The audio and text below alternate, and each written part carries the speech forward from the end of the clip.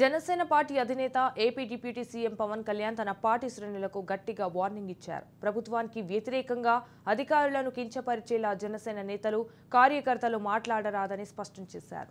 ఎవరైనా హద్దు దాటితే చర్యలు తప్పవని హెచ్చరించారు.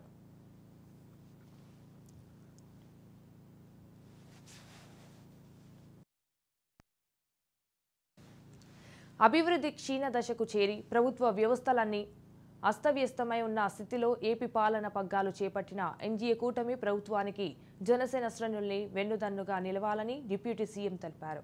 పార్టీకి చెందిన ఏ ఒక్కరు ప్రభుత్వానికి, అధికారులకు వ్యతిరేకంగా మాట్లాడొద్దని తెలిపారు. రాష్ట్రాభివృద్ధి, ప్రజా సంక్షేమమే ధ్యేయంగా ప్రభుత్వం పనిచేసిన తరుణంలో పార్టీ నిబంధనలు ఉల్లంఘించి ప్రభుత్వానికి వ్యతిరేకంగా జనసేన పార్టీలో ఎవరు మాట్లాడినా, అధికారుల పనితీరును బలహీనపరిచేలా మాట్లాడినా, నిరాధార ఆరోపణలు చేసినా కఠిన చర్యలు తీసుకుంటాం అన్నారు.